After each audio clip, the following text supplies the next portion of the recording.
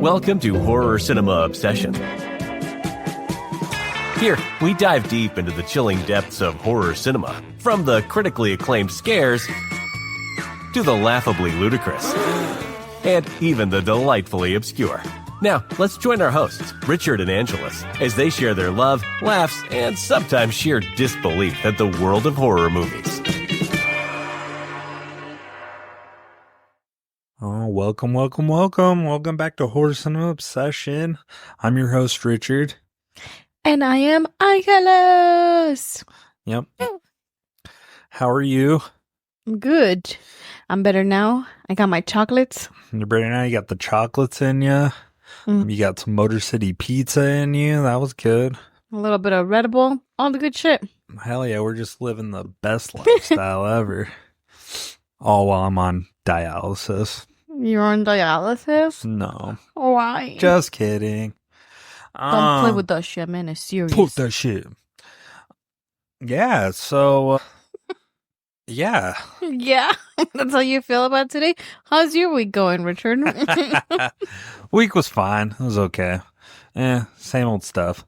But the movie we just watched. Huh. Holy cabroni. Holy cabroni. Batman. Never heard of it. So, I guess we should let the people know what movie we covered. It was 2007's French film, Inside. À l'intérieur. What? À l'intérieur. It's the French of inside. Oh. Okay. Oh, I did not update the fucking rating. I was like, this was not PG-13. Oh, really? So, have you ever seen this film before? Hell no, bro. I've never seen this either. So this is we watched it for the second time tonight. Blind. We did come into it blind. This was a Vienna pick. Yeah. Yeah. I want to know where the fuck her research is coming from. She just looks up what's the most fucked up movie to fucking watch. To have us watch. Yeah, dude. Like, okay. How do you feel about this movie? It's not what I tend to gravitate to. Mine neither. But what do you feel about it? How do you feel about it? How do you feel about it? Oh, lordy lord. It was dark. It was definitely a slasher. Lots of blood and lots of gore. But also, sorry for anyone, boring. For me. Okay, so it's boring but gory. Yes. Which usually you can't say that about a movie. It's either like gory and like not boring. Mm-hmm. Yeah. Or it's just boring and no gore. I don't know. I think it's the story didn't deliver for me. Okay. So this movie was good. I didn't mind it. I like the slasher aspect of it. And you know me, I love practical effects. Like, more practical effects, the better. And this thing was packed full. I definitely got my feel for that. Okay. I enjoyed that part. But like you, the slow build, it was boring for the first 40 minutes. I was bored out of my mind. For half the movie? Yes, I was bored. But once it got going. And the story itself wasn't the greatest for me. Mm-hmm. But the gore made up for it. I like that part of it. Is it one I gravitate towards? No, but I'm happy she picked this movie and not some turd. Hey, sometimes she picks some fucking wild ones, and this one's wild, but yeah, sometimes she's a little off the mark. Let's watch this. I think she just reads what other people are saying online, and she's like, this which isn't crazy. Right. So I got a fucking double whammy because you guys went to bed and you left me there, and the TV just went on to Martyrs.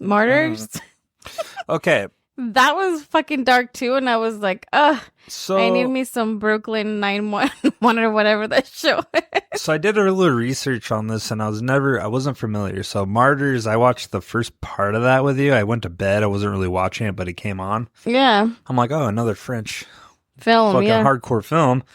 I just seen kind of the mentally like challenged people and everything in there, and it looked fucked up.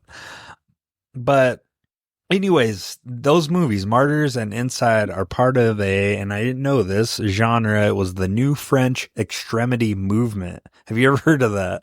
Not until you were briefly talking about it, no. Yeah, so I did a little deep dive on this. It refers to a wave of French films from the late 90s and 2000s that are characterized by their intense, violent, graphic sexuality and exploration of taboo subjects. These films often blur the line between art house and exploitation cinema, provoking visceral and emotional reactions from viewers. The term was first coined by critic James Quant to describe this new trend in French cinema. So think of Terrifier, but art house. Not say art. Art's the the terrified killer, but art house. You know what they mean by art house, right? Very artsy, like thought invoking. Okay. That's what they're saying. These movies are thought invoking, but at the same time, the exploitation, the graphic, the violence. So it made sense because you said horror wave, French horror wave. Yeah. And I was like, wait, is Martyr part of this? And you were like, yeah. I was like, is Titan part of this? And you were like, yeah. Because Titan, I also watched another French film. Yeah. And it was recommended by a coworker, just being like super fucked up. And I was like, and he didn't watch a lot of horror. And I was like, oh, it's probably not as bad as he thinks it is. And it was just a wild story. Like the first half of it was very engaging. And I was like, oh, it makes sense that these movies have some of this like subject, the gory, the slasher in common, and with this crazy like fucking stories. Right. So key features of the new French extremity, like we're talking about. I just want to go a little bit further. The graphic violence and gore. Films in this movement often depict the extreme violence in unflinching detail, pushing boundaries of what's acceptable in mainstream cinema. The violence is rarely gratuitous. It's often integral, it's often integral to the story and themes, meant to provoke thought and just as much thought as much as shock. Okay. So in that shock, there's like a deeper meaning. They're trying to like make a reason. There's a point why they're doing it. Like in this movie, there's a point with the gore, like when she peels the baby out. You know what I mean? Yeah. And then themes of alienation and trauma. So I can see in this genre, it's heavy. Many of these films explore the darker aspects of human existence, including themes of isolation, existential dread, and psychological trauma. They often reflect on social fears and anxieties, delving into taboo topics like sexuality, mortality, and familial dysfunction. I don't know what that one is. Familial dysfunction? Yeah. So family dysfunctions? Oh, okay. And I could kind of see that just on this. I haven't seen the rest of I haven't seen more movies in this genre. So this has a family. It does. Her and the mom, right? Yeah, she calls her whatever, Gladys or whatever, Louise. Yeah, by her name. Yeah. So there's and I haven't watched a lot of these films. I just, like I said, just the three that are, I guess, part of this wave. Two more than me. And Martyr, they didn't have, well, they did, because it also starts and it takes place focused on a family. How invested in that movie were you, though? Was it just kind of background noise? It was, the first half was background noise, and then halfway through, they changed the focus of the movie to a different character, and that made it a little bit more interesting. And I was like, whoa, where are you guys fucking taking this? So the second half, I kind of paid more attention to it. Titan, there's family there, the main character, and her family, there's also some weird shit there, from what I remember.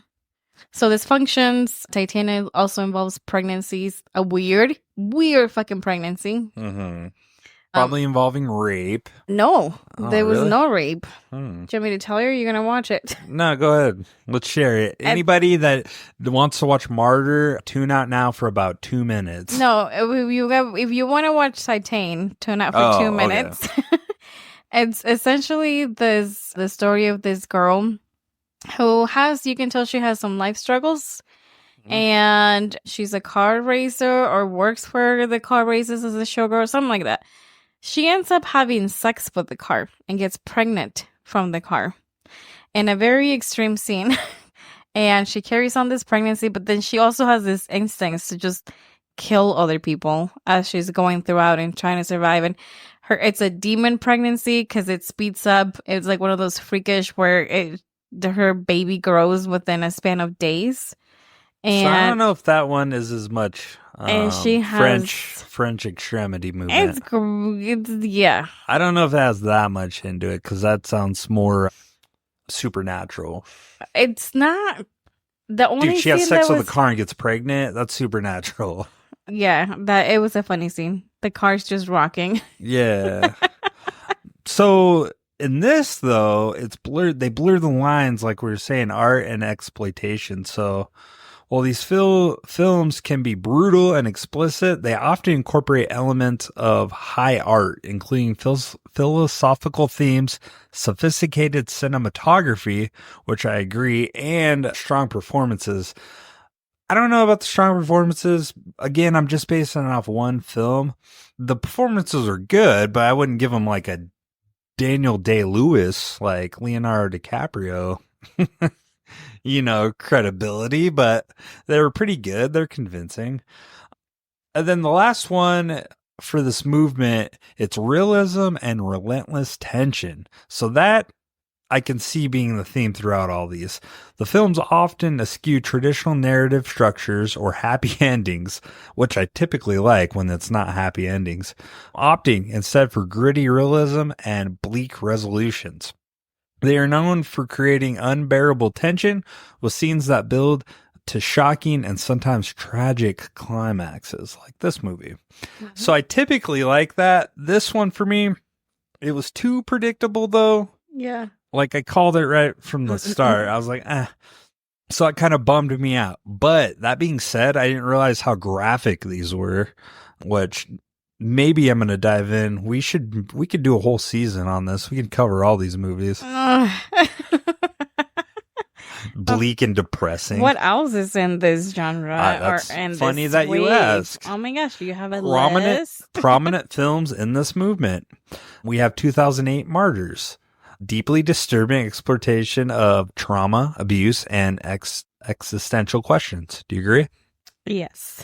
And then we have a movie called High Tensions, 2003. A violent and suspenseful home invasion thriller with a shocking twist.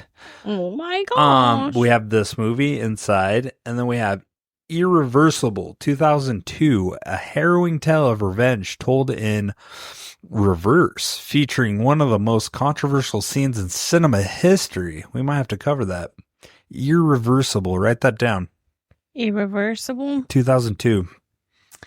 And then another one is Trouble Every Day, 2001, a horror film exploring themes of desire, cannibalism, and intimacy. And the last one is Frontiers, 2007, a brutal film blending political commentary with extreme violence, reminiscent of the Texas Chainsaw Massacre. That one might be good, huh? Because it's Texas Hell yeah. Chainsaw Massacre. It's a great movie. So, influences and legacy for the new French extremity movement. They're influenced by both American horror and European art house cinema, combining elements of slasher films, psychological thrillers, and philosophical dramas. Inspired filmmakers worldwide to explore similar themes and techniques, particularly in the realms of horror and thriller genres. But while some critics praise the movement for its artistic daring and intellectual depth, others criticize it for being overly shocking and nihilistic. Nihilistic? Yeah. Okay. Yeah, and I kind of agree. It's a shock. It's a shocker. It is a shock, yeah. So I get both sides of it. Being a horror fan, I can appreciate it, and I always appreciate pushing the envelope. There's always room for these kind of movies. Again, it might not be for us, it might not be for you guys listening, but there is a niche group out there that likes this stuff. Viana. But that being said, I don't want to sound like I hate this movie. I don't. It wasn't bad. I think it was pretty well put together. The acting wasn't terrible. Dude, the girl, what's her name? My gosh, where is it? The one that plays the evil lady. Yeah. She did pretty good. Apparently, has a name in France. Beatrice Dalle. So cool. So I'm in mid thought. Sorry. Sorry. my Cool, next shut up. thing. My next thing to move, and I think this is a good segue to it, though, for the French extremity movement. The next step, I wanted to ask you: how do you feel about pregnancy as a horror theme? Because that could be terrifying. That seems terrifying to be pregnant already. So to add it kind of, I can see it being a natural fit. It's scary because it can be, I feel like at that point when you're pregnant, it's not just your life that you're concerned about, it's someone else. You want to protect the other you're vulnerable person. So trying to protect it. Your body is vulnerable. Your vulnerability. I think like a maternal fear and anxiety could be part of that. Yeah, thinking that something's going to be wrong with the baby. Yeah, in this movie, I felt like the womb was a battlefield. Like the baby was constantly battling with her, like doing the same movement. He was like, yeah, mommy, punch her in the throat. And then we have the fear of like the other, and that's the antagonist referred to as La Femme represents a dark, twisted version of a maternal instinct seeking to take the baby for herself. This inversion of the nurturing mother figure creates a stark and unsettling contrast. So I didn't really get that so much. I got that bitch is crazy and she had a traumatic experience. Now she wants your baby. Yeah. And then in the body horror, I mean, that's the ultimate body horror, I feel like, is pregnancy. Because you got like a mutant inside you growing, you know? Yeah, you make it so lovely to be pregnant. But we do have other examples. This got me interested in pregnancy movies, like horror movies. What came to mind, and you can add if I missed any, but Rosemary's Baby, 1968. I've never seen that movie. One of Vienna's favorite movies, The Babadook. She wasn't pregnant in there. Focuses on psychological toll of single motherhood and unresolved grief. Motherhood. Yeah, that movie's fucked, bro. And then there's one called Prevenge, 2016. A pregnant woman seeks revenge, highlighting the darker side of maternal instincts. And then the other one I have is Alien. Uses the metaphor of forced impregnation and birth to explore themes of bodily autonomy. I can't say autonomy. I can't read right now. And fear. So those are just kind of some of the things that were kind of going in my head as I was watching this movie. Pregnancy horror, and then finding out this French movement, and the French are crazy. The French are crazy. No, like you said, Titan is one of them where there's also the whole pregnancy because you see this character as being, there's something not right with her, but she's going around killing, yet she's trying to protect this weird, crazy baby that's growing inside of her. I've seen a few of those on accident. I don't necessarily go out of my way to watch movies that are horror and that involve pregnancies. Yeah. But if it's there... But if it happens to come across, there's another one. I feel like Hereditary, is that like semi-pregnancy? No. I haven't seen that one, believe it or not. No. That one is just dark and motherhood and dealing with your children and grieving. Okay. So it has motherly stuff. Motherly stuff. The other one that I remember seeing more recently is False Positive. And it's this lady who thinks she's pregnant or she is pregnant. It's been a couple years since I've seen it, but also just trying to like protect her baby from... Oh, you know what this reminds me of too? What? The Handmaid's Tale. The Hulu show. Oh, I've never seen it. It's fucking good. But again, with them, if anybody has ever watched the show, it's post fucked up world. They have this woman and they have him captive. And every woman essentially has gone sterile. And there's a few of them that are left that still can reproduce. So they have him essentially as slaves, capture, and they place them in households. And they think that God is punishing the world. And that's why all the women are sterile. And these ones that can still be pregnant, they push them around, they rotate them around families. and they have the husband, the man of the household, get them pregnant, and then once they have the baby, they take that baby away from them, send them to another house to get pregnant for another family. So they're just using them to breed and sending them around houses. But Wow. when you're pregnant, I don't know. Like, I know there's surrogate moms and that they get pregnant and they do the, what do they call them? Oh my gosh. Insemination. Yeah, that where they place it. So it's completely somebody else's baby. Yeah. But how do you not get attached? Like, you're growing a baby for 9-10 months. Well, it's getting some of your DNA, whether you and like it then or you're not. giving it up at the end of it. Yeah. So Brutal. yeah, just the thought of, oh shit, you're, even if you don't want to get attached, and then just protecting it and not wanting to give up the thing, the alien baby. Interesting thoughts. Interesting thoughts. Do you have anything else to add towards either the movement or more pregnancy stuff? I'm more pregnant. Well, because I'm gonna move on. That's what You can move on. I can move on. I'll allow it. Okay. So I really wanted to highlight this guy, and I did a lot of research on the practical effects in Inside 2007 were handled by David Shearer. He's a talented French special effects artist. He's renowned for his expertise in practical gore effects, which were critical in this film, and its visceral impact and realism.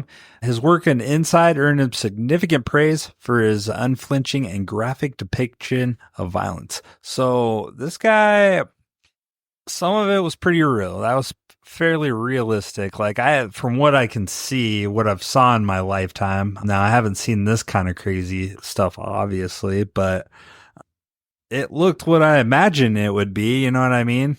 Like with all that blood and that was a lot of blowing blood. that guy's head off. I'm pretty sure that's what it's going to look like if you watch that. Yeah. If someone in real life shot someone. So David Shearer's contributions to the Inside, again, that realistic gore, Shearer created lifelike wounds, blood effects, and the wounds, like her lip, like that looks pretty fucking real when her lip got sliced. Oh, yeah. Or that needle through the neck. Mm-hmm. And then the puncture in the neck so she could breathe, stuff like that was pretty real. Just the physical injuries that made the film's violence feel disturbingly authentic.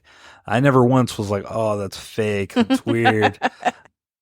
So he did a pretty good job. He's right there with Tom Savini. He's, Oh, shit, you're dropping Savini? Yeah, this guy did a pretty good job.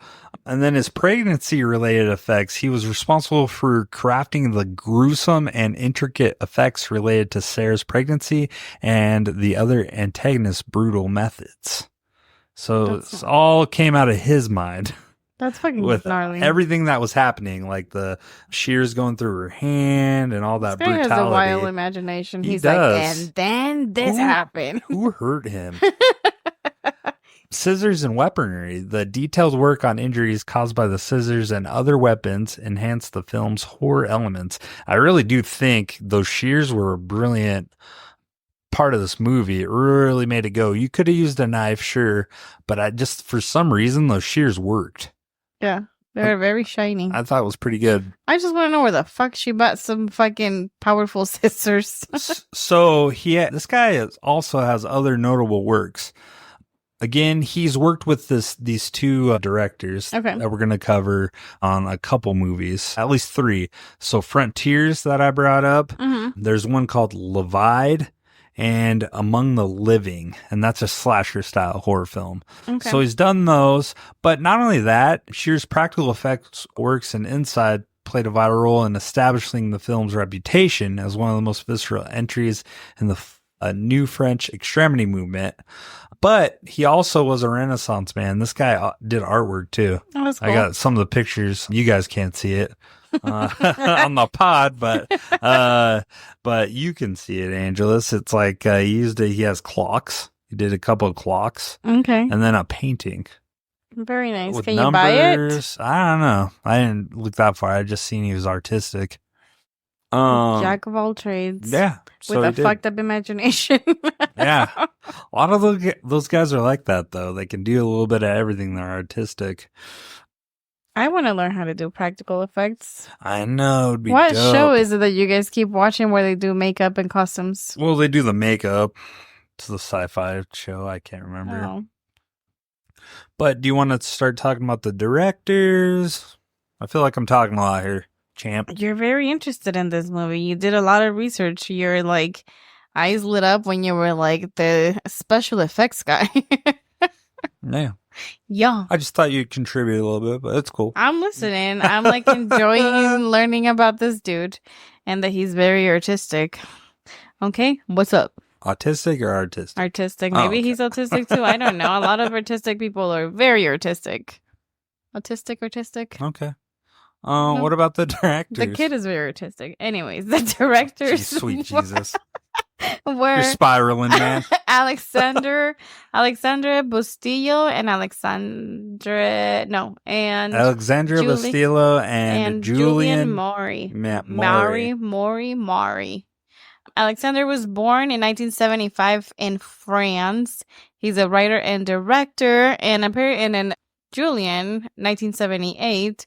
And from what I found, they work a lot together on films. Yeah. This one in specific was one of their first projects that they put together, and then they also wrote the script for it as well. Yeah, and then other movies. So, yeah, they're a team, and pretty much all their mainstream stuff is together.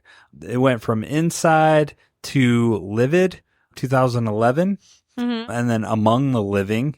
And I didn't know they did this. They did Leatherface. Yeah. The prequel. Well, that's pretty cool. Uh-huh. Was that the best one? No, but that's cool that they transitioned over to Hollywood. And then the last one they did, and I've heard of this, I haven't seen it, The Deep House. An innovative underwater haunted house. I just remember seeing this on like Netflix or whatever, like, you know, the picture. It looks like in 2024, they were also set to direct The Soul Eater. I don't know if it happened. Oh. I mean, I would definitely give their stuff a watch. Yeah. So they, obviously, like you mentioned a little bit, some of their influences were Dario Argento, Roman Polanski, Clive Barker, and John Carpenter. And Toby Hooper. I did not write that down, Yeah. but yes. Alexandra, before directing, he was a journalist for several magazines, including Mad Movies. And apparently they just happened to meet through mutual friends. I did see that after Inside, they at one point were kind of meant to participate in Halloween 2, the sequel to Rob Zombie's remake. Oh, that would have been interesting. As well as the remake for Hellraiser. And in both cases... I wish they would have done the remake for Hellraiser or been part of it. These guys would have done it right. I saw that there were creativity differences. Creative differences. With Dimension Films regarding the Hellraiser, so they left both projects. So that's the thing, though. I think they wanted to do it the right way, and Dimensions wanted to obviously do it this way. Yeah. The outcome that we have. For I'm not Hellraiser. saying that's the worst thing in the world, but... Not your favorite? No, they fucked it up. So I do have their inspirations, like you were saying. Mhm. Both directors cite the love of classic horror films as their inspirations, with particular admiration for the works of John Carpenter. Halloween was a big one. Suspiria by Dario Argento. They bring that up quite often. And Toby Hooper, The Texas Chainsaw Massacre. They typically aim to honor these influences while creating their unique contributions to the genre, which I could see a lot of that. I could see a lot of Halloween in this Inside, and I can see a lot of Texas Chainsaw Massacre. Like, if Halloween and Texas Chainsaw Massacre were to have a baby, this is what came out. Really? Yes. You don't agree? I don't know. Halloween, I thought it was kind of slow. Didn't you say this movie was a little slow? That one is, oh, yeah. So the stalking, her being outside staring, being in the background, fading to black. Yes. And then you have all that gore. That's what you have from Texas Chainsaw. From Halloween. The gore from Texas and the stalking from Halloween. Yeah, the stalking and just the creeper vibe following. I guess. She was pretty creepy. Yeah. Yeah. Just lurking around every corner. You know what I mean? That lady was fucking not so. But if you don't agree, you can definitely, I would love to Now hear your I see argument. it now. Okay. I was like, what? And I was like, oh yeah, they were both slow. Do you know who, real quick, Michael or Jason, do you know the differences between the two? You didn't the other day. I get confused for like 2 seconds, Richard. Sweet Jesus. We cleared this up, okay? We're good. We're good. Okay. Michael I got to keep you on your toes. Michael has a onesie. A jumpsuit? Yeah, jumpsuit onesie. Jason does too, typically. Yeah, but he has the Crocs mask. Oh, the hockey mask. Yeah. Okay. Or Crocs. Oh my God. That's his signature. What do we have next here? Movies, like the movie's budget. So, well, before we get into that, though, I did want to write some of their inspiration for this particular movie. Okay. I found that they've been quoted for personal fears and real life events. Bastillo and Maury have cited their interest in exploring primal fears tied to pregnancy and motherhood, including vulnerability, loss, and survival instincts. The story was loosely inspired by real-life news reports of violent crimes involving pregnant women, particularly cases of maternal violence and home invasions. What the fuck? That was a thing?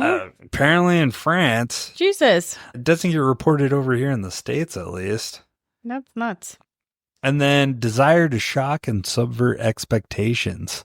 The directors aim to push boundaries of horror in creating a film with both deeply personal and universally terrifying. They wanted to explore extreme violence and gore as a way to provoke intense reactions from viewers, deliberately making the audience feel uncomfortable and on edge. No fucking shit. Definitely made me feel uncomfortable. And then obviously classic horror slasher films and intensity, a desire for intensity and realism is what they're really going for. Some of the realism was lost, though. Well, are you talking about the baby? Well, yeah, the Y2K fucking CGI baby that they have, the dancing baby in there. That was the fucking producers. Did you see that? Okay, I didn't see that, but that one was lost. But also the zombie fucking cop in the movie, that wasn't real. Like he couldn't figure out the breaker box when he was fully conscious. Mm-hmm. But then when he gets shot in the head and magically like rises, he can flick that breaker perfectly. Get the fuck out of here. His motor skills would not be that good. His senses transferred to his hands. His motor skills would not be that good. All I'm saying. Yeah, I saw that there was... So the CGI shots of the fetus inside the womb were added by producers without the director's knowledge. Okay, I would be pissed. The directors were probably pissed. Found out about it after final cut at a film festival. What did they say? Were they quoted? I know they weren't quoted, but I would have been fucking livid if they didn't approve of that, because everything else was pretty smooth, pretty consistent, and you have this fucking... So that makes sense because the baby's like choreography who is with the mom, like doing fucking Cheeto chops and shit. It fucking lost me. Like in the beginning, I was like, oh my God, like this is stupid. Why do they got to show this digital baby? This sucks. Yeah, they could have referenced the baby without showing it. I'm not lying. I was like, Vienna, what kind of fucking movie did you pick here? This is going to be a fucking dud with that CGI shit. But aside from that, but that was the worst part of the whole movie. Wouldn't you agree? Was the CGI fucking babies that had no reason to be in it. Mm-hmm. Like it had a reason, obviously, because it's a baby. To show that it's there, but they could have. We see the baby in there, and you could have added the practical effect of David Shear could have had a baby moving like its leg. Oh, that would have been like better. In the stomach, seeing a baby move in there. Yeah, that would have been a lot better. Like the bumps and the kicks. Exactly. Instead of showing this very fake baby. Digital dancing baby. If anybody knows, our listeners might be too young, but 2000s, the CGI, the dancing baby, look it up. It's hilarious. It reminds me of this baby. He's just dancing with an arm up in a diaper. Yeah. Yeah. Okay, what else do you have? That was kind of my notes for the first half.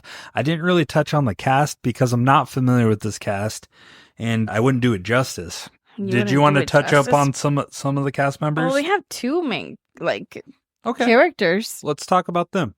Let's talk about the two females. We have Beatrice Dalle as La Femme, who is the crazy lady. With the huge gap. With the huge...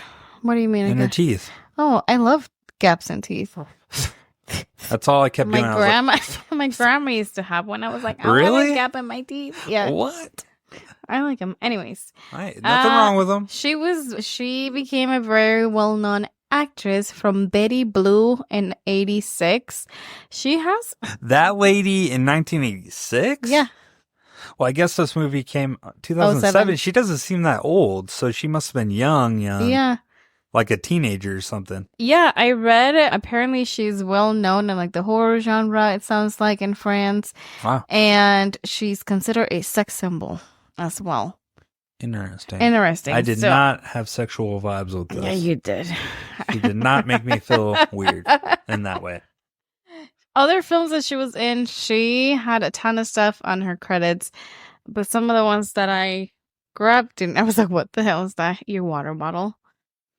She was in Night on Earth in 91, Babel Shams in 04, ABCs of Death #2. The Sun Shines Brighter in 2022. And more recently, she was in Maldoror. Well, look up her age, because I'm curious to see how old she is. Yeah. Because, dude, she doesn't look like... In 2007, she had to be at, like, at max 40. In 07? Yeah, because she doesn't look that old. Maybe she just aged very, very well. And she has a great skin routine. She looks younger than, like, 1986. I imagine she's probably, 12? Let's see. Cast. Beatrice Dalle. She is 59 years old. She was born in 64. So... in 86. So she was like 46 or something in 2007. She was 22 in 86 when the Blue Betty... Still, I didn't Blue? Still, I didn't imagine her being that old at that time. She doesn't look that old. So she is aging pretty well. She is. Yeah, so she was in that. And that kind of was what she became known for at the time. Cool. That was her trademark. And then we also have... She's French actress and model. She's been in over 50 films. Who? Same lady, Beatrice Dalle. Okay. And then, yeah, apparently she's known for taking unconventional and intense roles. She's the Johnny Depp of France. She's the Johnny Depp. Often portraying characters that are both provocative and transgressive. And then we have Alison Paradis as Sarah, I can't pronounce her last name, Scarangella. She also has a lot of acting credits. She had similarities to Liv Tyler. You know who I'm talking about? She's in The Strangers, Lord of the Rings, Armageddon. Yeah. Liv Tyler. You know who I'm talking about, right? Yes. Yeah, yes, I know who you're talking like that. about. That's like her doppelganger. She is... Let me see. My notes went away. She was in The Last Day in 04, Thelma Louise et Chantal in 2010, Suzanne in 2013, and then more recently in Drone in 2024. So she has a lot under her credit that she has done. And then we have the other actors that were there for very briefly periods of time. Nathalie Russell, who was her mom, Louise. Francois Regis Marchesson, who was Jean-Pierre, her boss. Jean-Baptiste was Matthew, her husband, Jean. Dominique Frot, who was the nurse. And then we have... They didn't do very well a naming them. They just have Policeman 1, 2... Cool. And 3, and 4. Okay. Well, cool. Thanks for giving us a rundown on the cast. You're welcome. Do you have anything interesting for that stuff, or? No, I'm not familiar with them either. I haven't seen them before. That's why I didn't really want to talk much, just because I didn't have a whole lot. Just stateside. So Stateside. Yeah. And with that, do you have anything else you want to talk about before break? The movie, the budget was somewhere around 2.4 million euros. and it grossed 792,000. So they lost money on it. Yeah, so in American standards, it was 3.4 million, is 2.5 euros. And then it grossed in American USD is $1.1 million. Okay. So it did. It lost money. So Hollywood, which is weird. Hollywood has shown interest in doing a remake.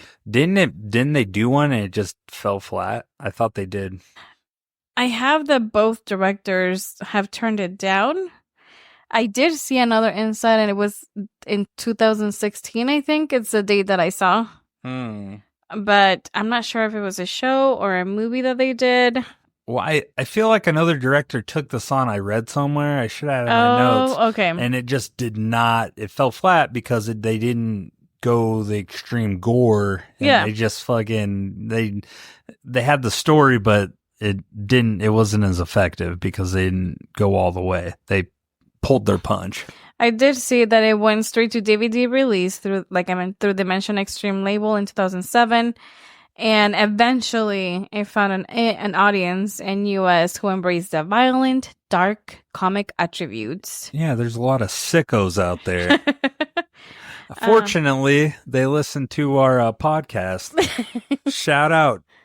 Chico Loomis. Yeah, Chico Loomis. We love you, buddy. Again, I don't hate this movie.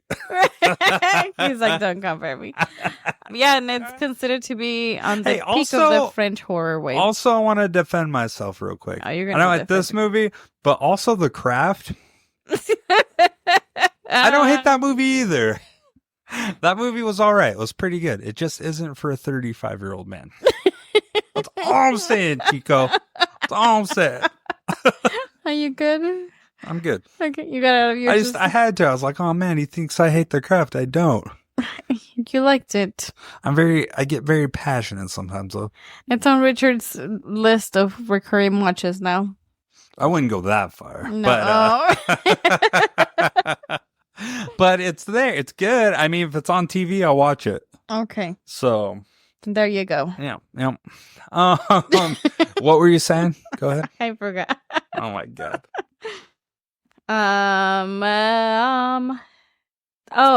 The movie, when it came out, it was considered to have come out at the peak of the French horror wave.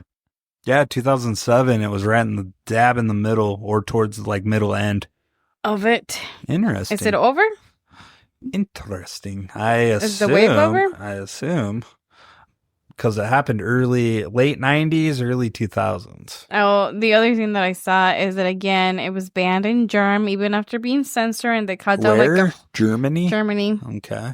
After, what did I say? Germ. I mean, we're abbreviating, but I don't think our listeners are going to know. Sorry, I'm eating my words. We have some listeners in Germany. They cut down. By the way, we just want to shout out Berlin. We love you. We're a hotspot over there. Oh, really? We are. We love you guys. Woo-hoo-hoo. Holla, holla, holla. They cut down. Affidazing. What does that mean? I don't know. Hello? They cut down 2 minutes. I'm American. To make this movie censored, and even then, it was still 2 minutes? Yeah.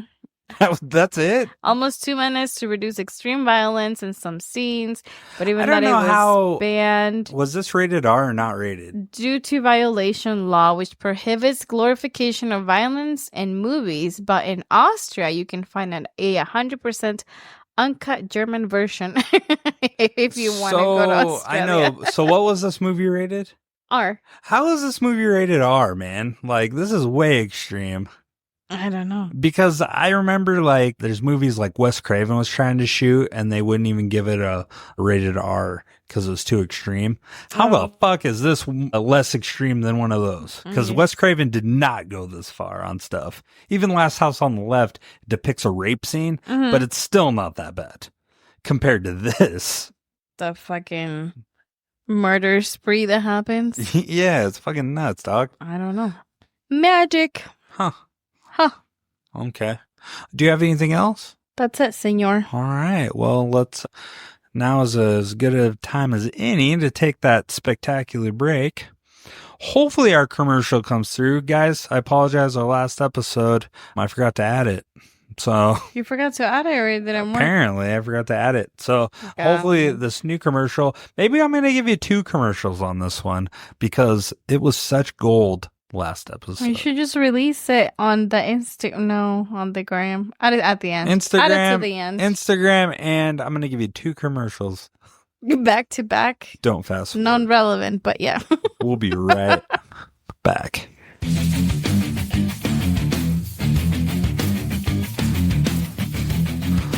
Hey folks, it's Richard, here to solve a problem you didn't even realize you had. Are your scissors so dull they couldn't cut through a wet paper towel? Yeah, I'm looking at you, kitchen drawer rejects. Enter Samurai Precision Shears.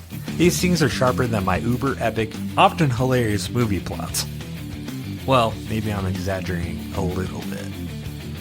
But these aren't your run-of-the-mill, plastic-handled snip machines. Oh no, these are forged by the same folks who probably invented ninjas, sharp enough to split a hair and durable enough to survive a zombie apocalypse. Trust me, these bad boys will cut through anything. Got a package sealed tighter than your dad's wallet on payday? Not a problem. Samurai Precision Shears slice through it like it owes you money.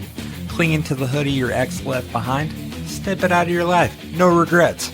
And those plastic clamshell packages, you know, the ones that could survive a meteor strike, these shears make them beg for mercy.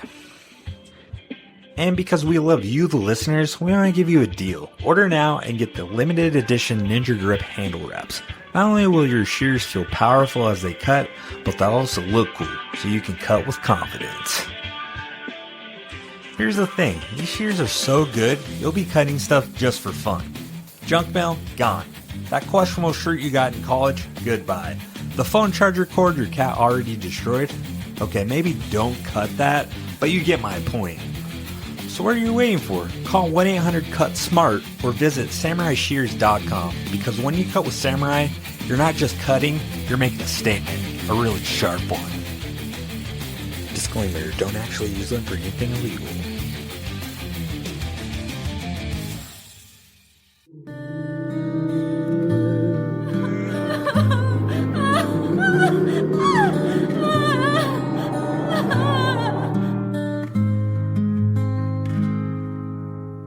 Parents, are your kids ignoring you, breaking rules, acting like they run the house?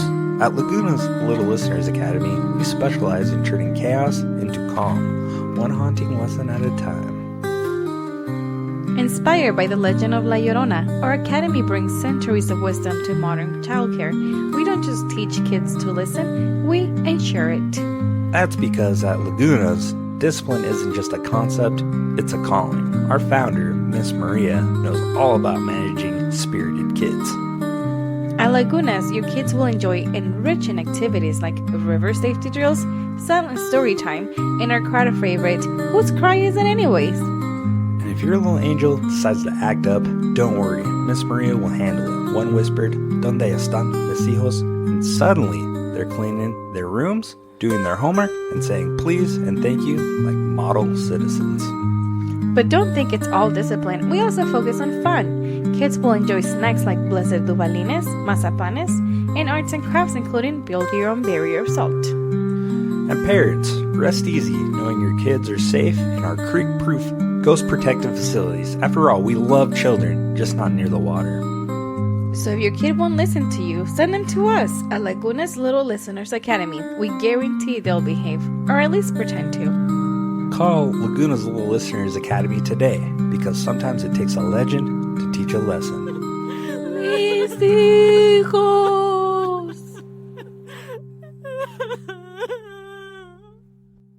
All right, we're back.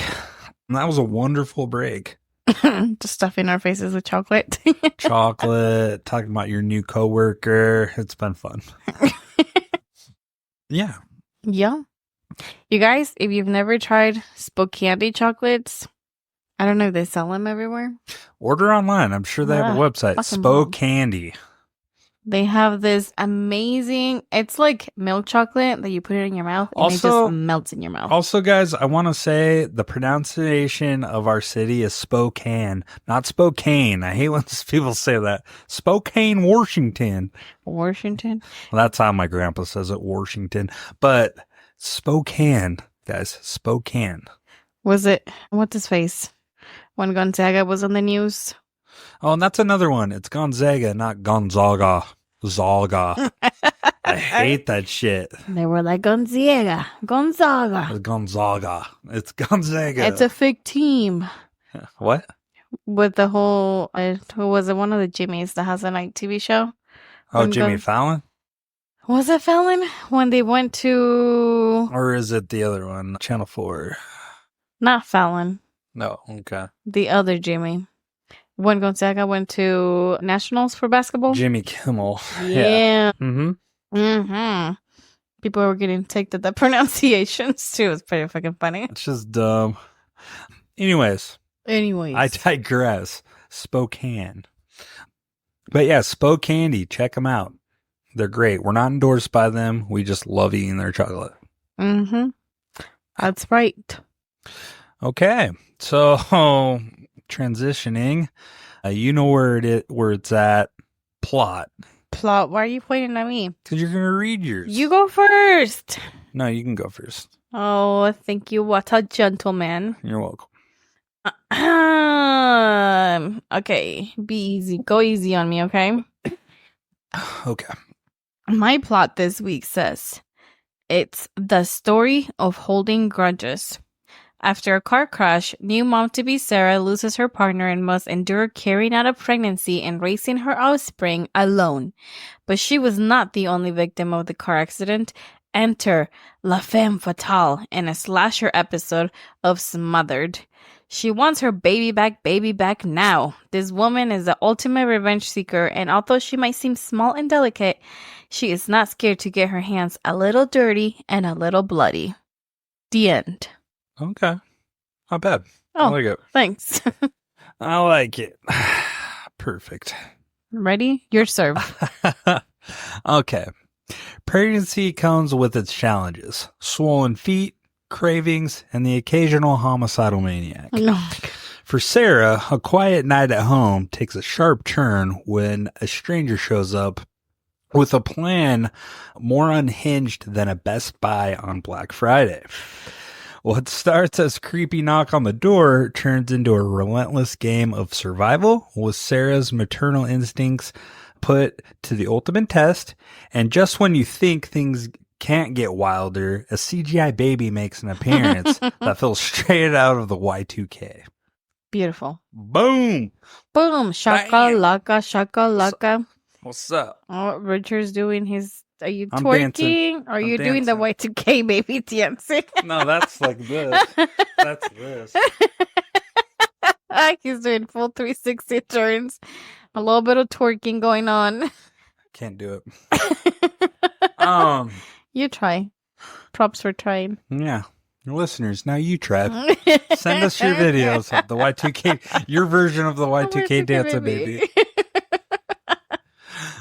Cool. So that's the plots, huh? Mm-hmm. Did you like mine? I loved it. More unhinged than Best Buy on Black Friday. What's up? And the Y2K baby. Ooh. Yeah. I don't know. Okay. That fucking baby. Was he creepier than all the slashing that happens in the movie? No. No? It sucked. The baby sucked. The baby sucked. I guess we just needed to get a perspective of what the baby was going through, you know? Everybody who guess. was involved. I guess. Since it was the main, it caused this whole fucking fiasco. Yeah, that's true. Still is nuts. Interesting. Interesting. Are we doing the scene by scene? Let's do it. Start it off, man. We start off with this horrific, tragic scene. Wow, you don't have to be sarcastic. I'm not. I'm being sad. Go ahead. Imagine you driving home and then it's raining and your wipers can't wipe fast enough to keep up with the rain. You know what I got? And I then got off. bam. You know what I got from this? It totally looked like, those drunk driving commercials. Oh, Don't drive drunk. This is what happens. It totally had crash. that vibe. Yeah, because it is. You just see a car crash. Whose fault was it, anyways? It didn't seem like it was anyone in particular's, but I think it was Sarah. Yeah. They didn't show. They just showed her. This was the after. They're And just it laying wasn't there all Sarah's bloody. fault. It wasn't Sarah's fault. I think it was her boyfriend or husband. Oh, was he the one driving? Yeah, because they drive on the other side of the road. Oh. Yeah. Anyways. Mm-hmm. She's in and out. Her husband is dead. There's no responding. And it was a 2-car accident. Fast forward. Well, right there, too, in this scene, you're kind of seeing, the initial of what you're in for. Blood's just pouring out of this dude's mouth, and he's dead, slumped over. Blood's pouring out of her mouth as she's, coming, to Sarah in the car, and then there's this glass, right in her face. And you see a little, But in this, they do show the baby. They do. One of the babies in the wound, and it's whoa, bracing him for impact. It's whoa, bro. Where's my seatbelt, man? My mom can't drive. But it shows that. I'm like, oh my God. And that's the scene. I'm like, Vienna. I just looked over and I was like, what the fuck?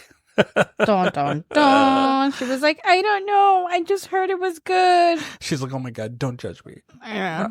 And then when things did pick up, she's like, huh? I did good. Pat me. I was like, you did. That's what it was. You saved yourself. That's what it was with the loved ones at first. Remember when we started watching it, we were like, Vienna, and she was like, I don't know. Well, there was a lot of sexuality stuff in that. I was like, and then we turn, and she was like, not bad, right? I'm like, what the fuck? I give it. She finds these weird oddball ones. Loved ones, she had a home run. This one, she got a double. She did good. We need to get the sticker stars and put one on her forehead every time she starts making suggestions that we like. Here you go, kid. You earned another star. I like it. If she can kind of stick with that kind of stuff, I'm cool with it. It's when she tries to pick the mainstream stuff. Sometimes she falls a little flat. Yeah. But it's her choices. Yeah. Yeah. So we fast forward and we start seeing what kind of it's 4 months later, right? Yeah. And this is great though. Another thing Vienna picked great. This is a Christmas movie. It got me in the Christmas spirit. No, I fucking didn't. It did. It got me in the Christmas spirit. Why? I'm like, you're whoa. in the same Grinch. I don't want to do anything for Christmas spirit. I didn't see no tree. I'm like, oh, this is perfect. But how is that Christmas? Spending Christmas alone. I'm like, oh, that sounds like a fucking dream to me. Wow. So I see how you feel. So I guess Bian and I are renting a hotel room somewhere so you can have a long Christmas. Really? Fuck no. I'm kidding. No, I don't mind hanging out with you guys. I just hate going to family. Oh, I'm like, I just seen you assholes at Thanksgiving, man. Oh my God, that's too soon. You're like, you make me have a fiesta every week. Dude, you fucking do every week. I do not. It's a one fiesta. weekend. 1 week. I love it. I love hanging out, but it's a fiesta. I'm like, it was not a fiesta. I was like, my back's hurting. Yeah, your mouth too from eating dinner that they bring over. I'm not complaining. I love it. But anyways, 4 months later, it's a Christmas movie. It's Christmas Eve.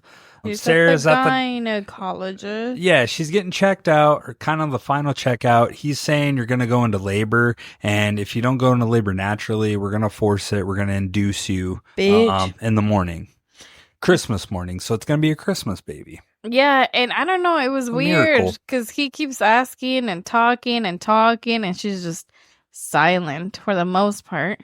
Well, you can tell she's depressed, and dude, she faced a lot of loss. She was in car wreck. She's scarred.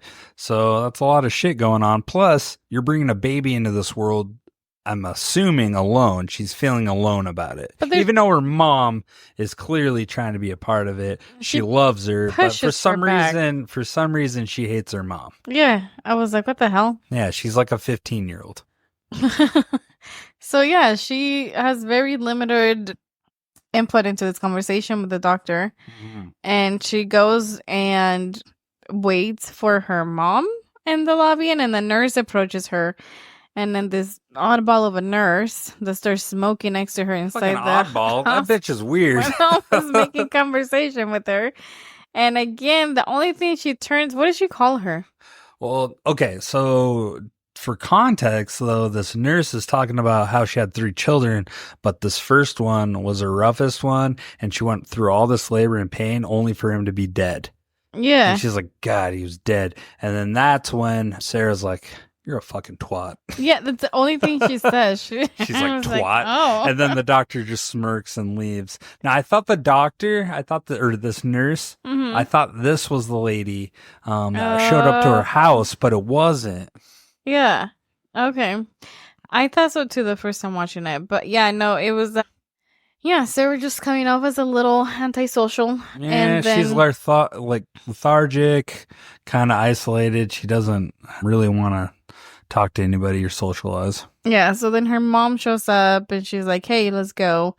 And her mom's trying to make plans. Like you said, it's Christmas. She's like, are you coming over? Like, am I coming over? Like, what's the plan? And she's like, Mom, go away.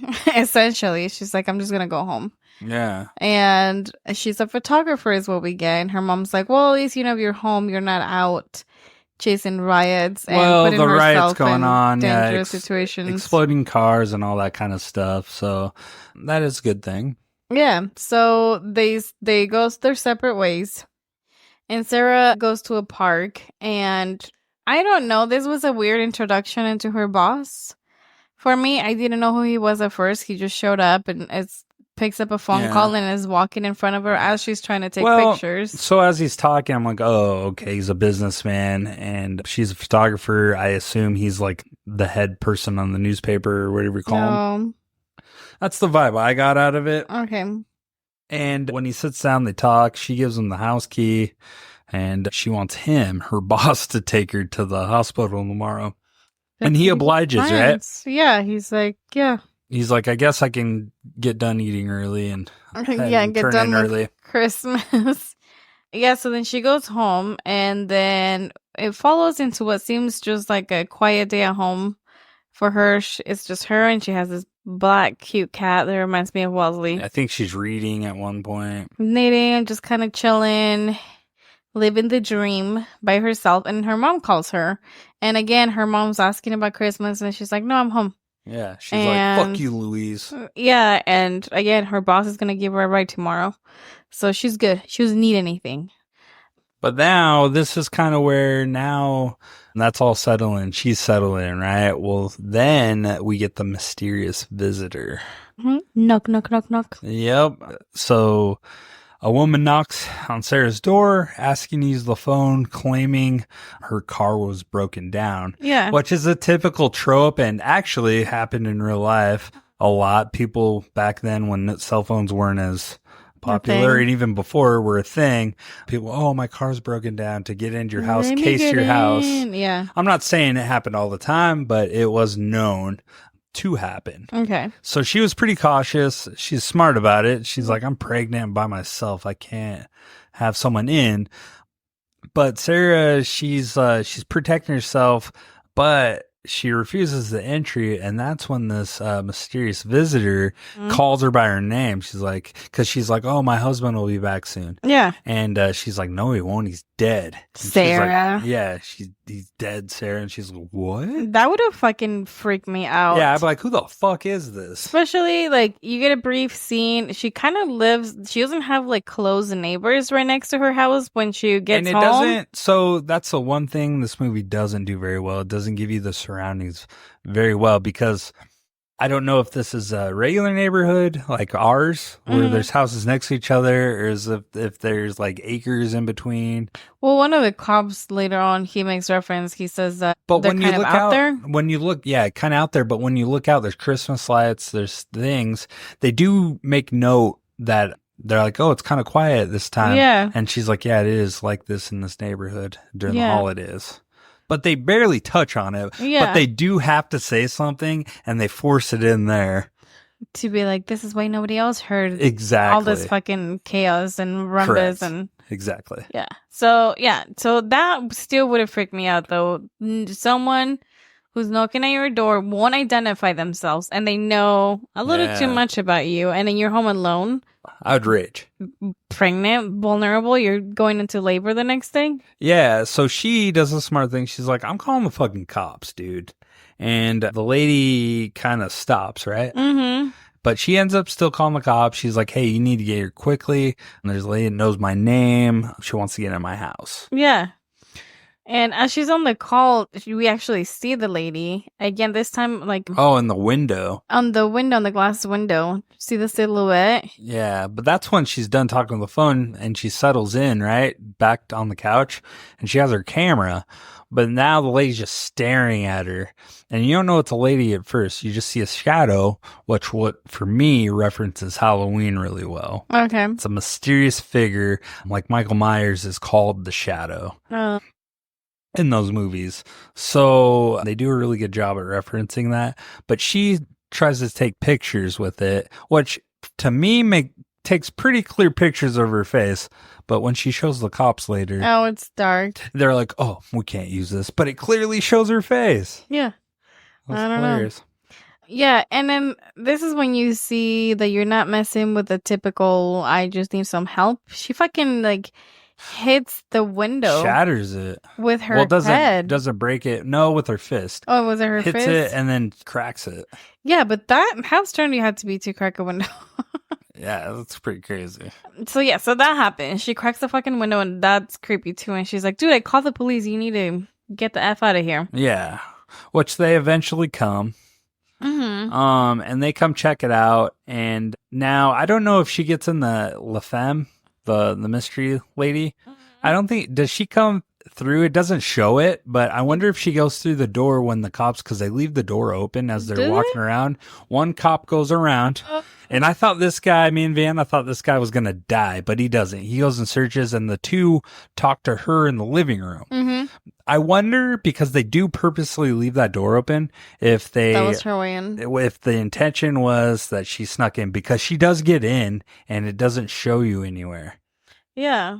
So I assume she snuck in there and just kind of hid out. Makes sense. But yeah, so they leave and they're like, hey, we'll send cops later just to check in on you. Yeah, and they're like, we didn't see anyone outside. Yeah, and they're like, if she was here, she's gone now, and let me lock you up. Yeah, and this is where one of the cops makes a reference. He says that it's a pretty empty neighborhood. Yeah, and she's like, yeah, it's just that way around here. Yeah, and she goes back inside. She's trying to get settled down. I'm sorry. After this, I'm sorry, but if this happened, would you still stay with yourself? You're pregnant. You're about to pop. Would you really want to be by yourself after someone was just hunched over your window and punches it? I would be like, Louise, I'm sorry I was a raging bitch earlier. I'd be like, Mama, I love you. Remember that? Remember I came out of you? I love you. Can you come? And which we'll see. Her mom does, but yeah. So, but she ends up going upstairs.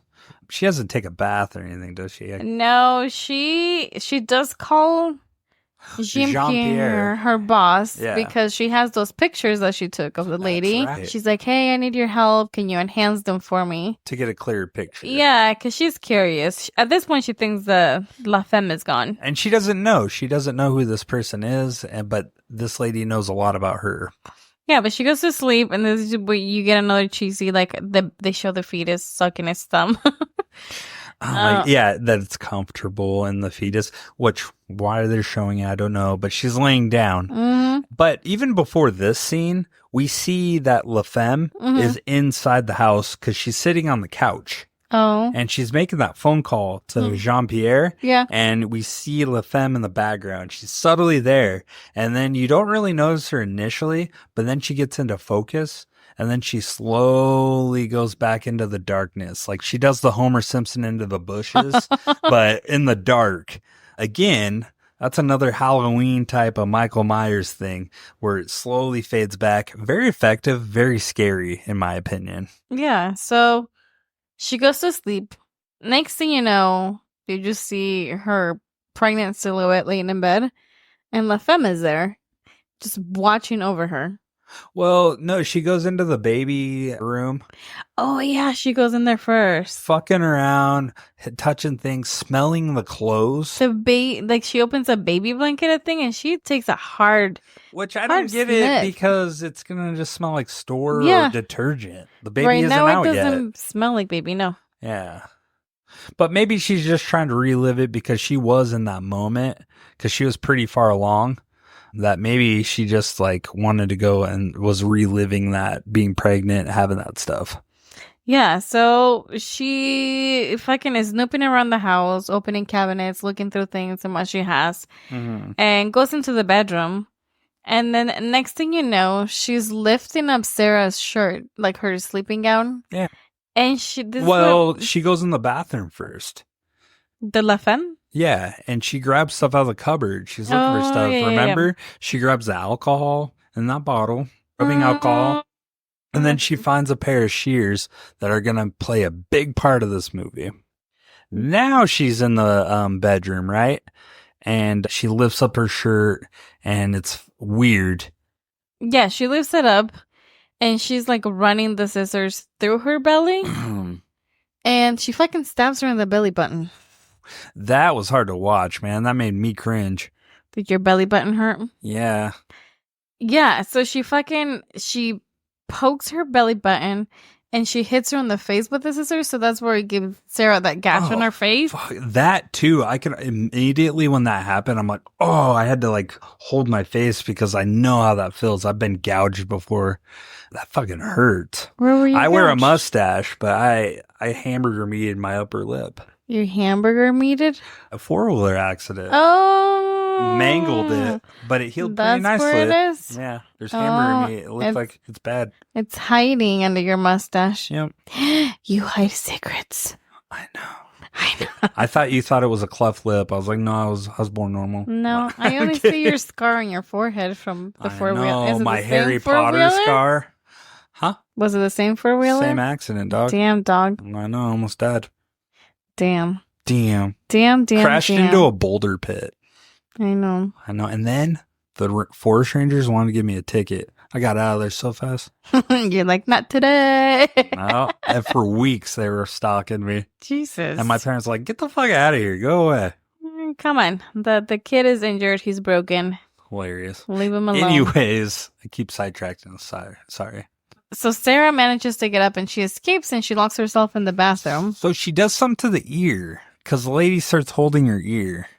Did she? I missed that. Yeah, because she holds her ear and she goes downstairs to do something too. So she like pulled it or something. Okay. Well, she runs at this point. She's in the bathroom. She's noticing that she has a cut on her lip. And then I couldn't tell if she just peed the floor or if her water broke. So I couldn't tell either. I thought her water broke, but she was not going through. But again, I haven't been through labor with anybody. So I don't know what that looks like throughout the rest of the movie. If that had been her water, she would have started going into contractions pretty soon after. But this movie seems like it takes forever. So I don't know, because at the end she does say that she's in labor. Well, she eventually does. She gets from all the forced. fucking beating that she goes. Yeah, it finally induced her. Yeah, so I don't know. Maybe she peed herself. She was freaking out because that could be a thing. You have a huge baby sitting on your bladder. Yeah. Or maybe it was her water. I'm not sure. But yeah, so she sees that and then she's freaking out a little bit. She's pregnant. There's a stranger in her house. She has a fucking hole in her belly button.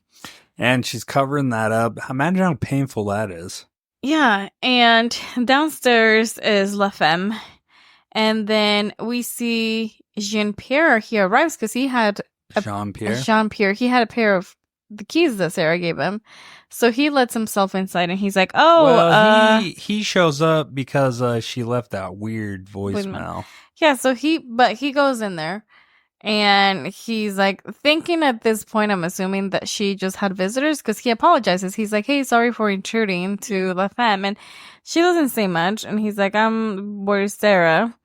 And the lady. Well, he assumes that she's her mother. Okay. And he's like, oh, you're the mother. You're here. So that's good. Yeah. Sorry to intrude. And she offers him a drink and he accepts it. He's like, sure. And I don't know, is she flirting with him or is she just being friendly and distracting him? I think she's being friendly. And then, because here's the thing, what's weird about this, if she truly was motivated by getting this baby out of her, she would have let him leave. That's the weird part of this movie. Yeah. Is he's like, okay, well, I guess I'm going to go. Things are taken care of here. I don't need to be here. But then she's like, no, wait, have a drink with me. Yeah. So that kind of, I'm like, that doesn't really like mesh well with the story, but okay. Yeah, so then next thing you know... They're bullshitting on the They're couch. bullshitting, and then her mom arrives, Louise, and she walks in, and she's like... I wonder if her intention was to kill Jean-Pierre anyways. Oh, probably. Because he ends up finding a picture, because she goes and gets him another drink. He finds the picture. He's like, oh, this must be the picture that Sarah wanted me to enhance. watch. Yeah. And then she's like, oh, she's my little photographer, yada, yada. And then someone calls him, right? Or something, because she's like ready to pull the shears out and kill him. I think her intentions was to kill him. That's why she was making him linger. Well, he keeps looking at the picture, and I think if he has, background in photography in comparison to the cops where they're like, it's a dark picture, you can't see anything. Yeah. The way he was holding it was getting more, obviously they used a different picture because it was more clear.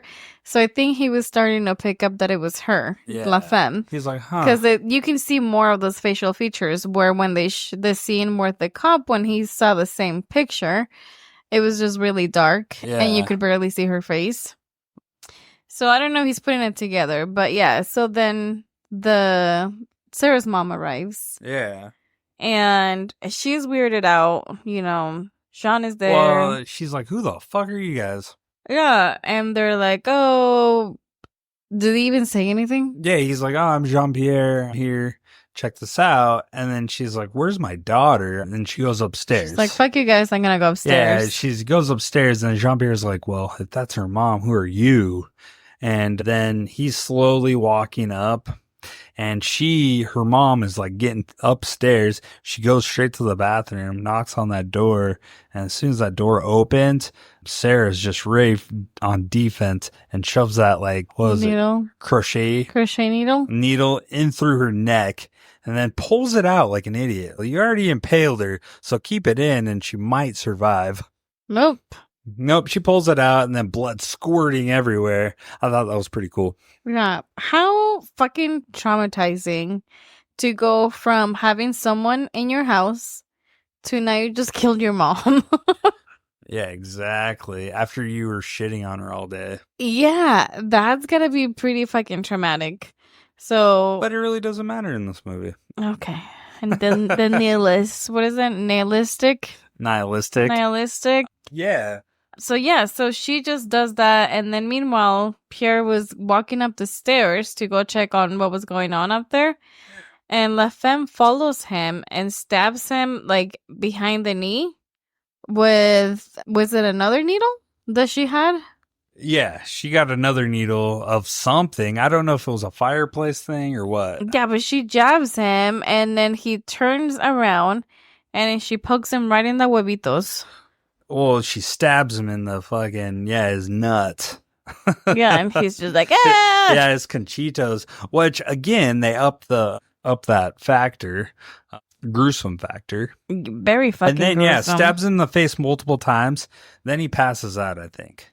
Yeah, so she goes upstairs, and she's outside the door, and she's like, come on, Sarah, let me in. Sarah's just processing everything that just happened. Right. And locked inside the bathroom. And then... So this was kind of unnecessary scenes, in my opinion, where it shows La Femme out in the hallway just having a breakdown. Freaking out. It's showing weird images of her, and she's over holding her head, going crazy. Just seeing different angles. For me, this went way too long, this sequence. I'm like, I get she's crazy. Why are you showing me all this long? It went too long for me. And then the saddest scene in the movie happened. That cute little cat approached her.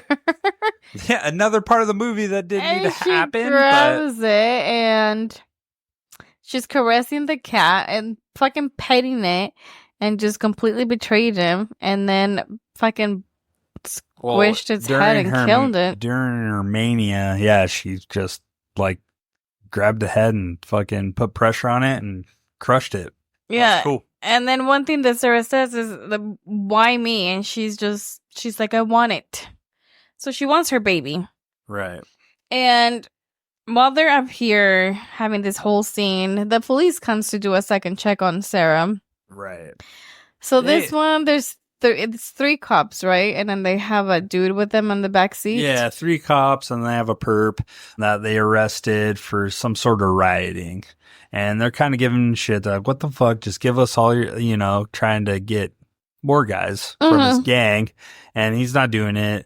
So 2 of the guys go up to the door to do the check-in. And then 1 guy stays with that guy. Mm-hmm. So the 2 guys go and talk to her, and La Femme answers the door. And she's like, everything's good. This happened hours ago, so everything's fine. Yeah. And they're like, oh, okay. And then they leave. And then one of the guys is like, whoa, hold up. She's pregnant. Yeah. The original caller was pregnant. It was pregnant. So they go back. And they're like, oh, we're just double checking. They're like, what's its name? She's like, who? The baby. And then they barge in. They're like, we need to go inside here. Yeah, where is she? Like, actually looking for Sarah? Because right now they know. Yeah. It's not her. Yeah. So then he's like, hey, watch her. And he goes upstairs. And then at this point, Sarah was trying to escape or whatever. Oh, yeah, she made a hole. And then, yeah, La Femme took the shears and stabbed her hand, which was intense. So Sarah's just standing there, just laying on the door, just in pain. And this guy shows up. He grabs the thing. He's like, arrest her now. And that dude's pretty big. Why the fuck did he not hold and restrain her? Yeah. Like, 1 arm was free. Are you kidding me? Yeah. No, yeah. And this was enough for her to pull the crochet needle that she had with her and then stabs him right in the fucking eyeball. Yeah, which was pretty crazy. Yeah, and then she pulls it out and stabs him in the neck and then just fucking continues to beat on him. Yep, and then the other cop's trying to open the door. Eventually the door does get opened by Sarah. But and he's on his knees looking at her. He's like, I'm going to get you help. And then out of nowhere, this one stunned me. I was not expecting it. Yeah. Blew his head off, and it shows it. I thought this was pretty surreal. I thought it was pretty accurate, too. It went up like a fucking watermelon. It exploded. Yeah, and half his head's gone. That was crazy. Blood splattered everywhere, all over Sarah. Oh, yeah. Yeah, she fucking rushes to lock the door. And by this time, the other cop that's in the car with the perp, he hears the gunshots. The gunshot. He's like, oh, I'm going to. Because now La Femme is shooting the door, which was weird, too. I think she was just raging. Okay. Shooting the door, not for any particular reason. Because she doesn't want Sarah dead. She wants to take the baby first. So now the other cop hears this. He's like, whoa, I got to go. And he ties the perp to him, which I thought this was dumb too. I'm like, man, at this point, you got gunshots. I'm letting that guy go. Yeah. I'm like, fuck it, go. Yeah. And I got to do this. But I heard gunshots. I'd be calling that in. Before here in going the States, inside. I don't know if France is different, but here in the States, you're calling that in immediately. Gunshots fired. I need backup. Yeah. Exactly. But it doesn't happen. He's going in. He's going to be a hero. Yeah, with the other guy, he grabs like a shotgun type thing. He gives him, he's like, you hold it.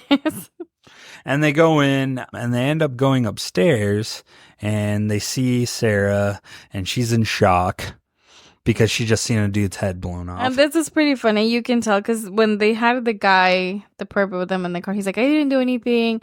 I'm innocent. I didn't do anything. And he's seen all that gore. and all the killing in the house around with him, he's puking nonstop. Well, he sees that just head. can't. He sees the head and then of that cop and starts puking. And then they go in and the guy's still like pleading with him, like, let me go, let me go. He's like, no, here's a gun. He's like, I need do to you get know out how of to this use house. this? He's like, do you know how to use this? He's like, keep it aimed at this door as he's trying to assist Sarah. And then he ends up coming up with a game plan, which I don't understand. Like, he's going to leave her here and then they go sweep the house. I'm like, oh, they're definitely dead at this point. Yeah. But they're not. They come back. And then once they come back, now he's tending to her, but then the power turns out. So this is dumb. At this point, they're going to make it a point to go turn the breakers on. Why wouldn't you just get out of the house and go to your car? Yeah. Just leave. Everybody else is dead. You've got the perp on your back, and then you've got Sarah right here. Why wouldn't you just get in your car and go at this point? Get out of the house. Maybe he wanted to find the lady. Yeah, but still, now you're just setting yourself up. You don't know where this lady is in this house. Yeah. You got too many variables going on here. And it's just one of you. And you're not familiar. You're not familiar with this house. You got an injured pregnant lady and then a perp who's scared shitless and wants to just leave. Exactly. But anyways, they don't do that. They get Sarah up on her feet. She's in the hallway. They go downstairs. He's deciding to go turn the power back on. That was the most important thing to do. And she makes a weird move and she's just exhausted, in shock. Just goes, lays down, right? Mm-hmm. Which, that was pretty crazy, but I guess I can understand those circumstances when you're in shock. Yeah, because she just has this blank look on her face and she's just laying there. And she's like, well, again, she just seen a dude's Checked out. head get blown off. And the first thing she said when she saw this cop was, I killed my mom. So she's feeling all kinds of remorse and guilt and shock from that. Yeah. So they end up going to the breaker, right? Mm-hmm. And they can't figure it out. So then the guy gets panicked. He's like, whoa, she's here. And then they start doing a sweep of the living room. Mm-hmm. Well, when they're doing that, LaFemme ends up having a gun pointed at the dude on his side. He shoots the cop. Yep, shoots the cop dead. This pulls the guy down, the bad guy, the perp down, and he's on his knees. He's like, oh, fuck. He doesn't know what to do. He's scared shitless. He's trying to find the key. At this point, LaFemme walks up to him, and I thought this kill was pretty good. Takes the shears and stabs him completely, like dead center in his forehead. Uh-huh. He's slowly still alive. Well, his body's still alive. Yeah. And he's like, obviously his nerves and stuff are moving, and he pulls the shears out, and then he's just making because he's almost brain dead. Yeah. He's swiping like he's trying to defend himself. Yeah. And at this point, he's just going down, and I forgot what she ends up doing. He passes out and she's smoking a cigarette, just watching him. That's right. Struggle. Yeah, because he bled out essentially. So my thing is, how sharp are the shears? Like, is the blade on the outside as well to go through a skull? Pretty hefty steel, it looks like. Yeah, it's nuts. So now everybody's dead except for Sarah and LaFemme. So she goes upstairs, and then this is a weird scene. LaFemme finds Sarah laying there, still not moving. No reaction. And she climbs on top of her. And they have a weird sex scene. She does like this, like she touches her, like to me that was a little sexual, the way she keeps rubbing her face on her stomach, her chest. She was, and she tries to make out with her too, and then this is where either Sarah bites her tongue or lips. Yeah, but something happens, and so she's thrown off. It's funny because Sarah gets her a couple times, like before when she got her in the ear at first. Right. And then this didn't look as bad. I don't know, she bit her. And that makes it to where LaFemme is completely, like, unbalanced. And it always gives her enough time to escape, Sarah. Right. So so Sarah runs out. And she tries escaping. She can't open the door. Yeah. And she makes her way down, and then this is like... He grabs like that steak thing. And then the femme, she comes down and finds her. She did not get very far. And starts beating her. But she's only making sure to just hit her in the face, not the belly or anywhere else. She's beating her, and then they end up like in the going kitchen. to the kitchen. She gets up, the pregnant woman, Sarah, gets up Uh-huh. and she ends up having that needle that she grabbed, her stake, and pointing it towards the wound. And this makes La Femme stop. But Oh, towards her belly, like threatening to kill the like baby. she's going to impale it. And then, La but Femme- quickly, La Femme takes a toaster and slams that shit into Sarah's face. takes her down. Doesn't kill her, though. After all this, you'd think that head trauma would kill her, but... No. Eh. Yeah, so once she has her down, the La Femme, she's feeling very confident in herself, and she grabs another cigarette again, and she goes to light it. And then she has like a cooking oil or something. Something, but sprays her. It and completely burns. And I thought this was one of the best burn scenes, like fire scenes I've ever seen. This was a pretty good one. It melted her face pretty good. Freaking awesome. I'm like, how the hell? The practical effects on this was pretty good. Yeah, she's just charred. She looked like a burnt chicharron for the rest of the movie. It was good. I was like, holy smokes. Yeah, take that, sex icon or whatever. Didn't you say she was? Yeah, she's considered a sex icon. So then from there, Sarah's still laying on the floor. All the beatings, I'm assuming. She's having a hard time breathing. Yeah. And she does something pretty extreme where she grabs that same needle and pokes herself in the throat so that she's able to open her So that toaster like must have hit something and something in her neck, and it blocked her airway or whatever.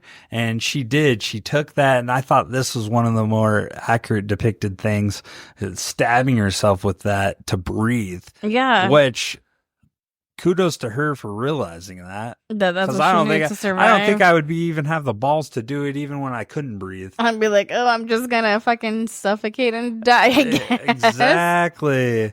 But she does it, and she ends up breathing, getting up, covering it. She duct tapes her throat to stop the bleeding.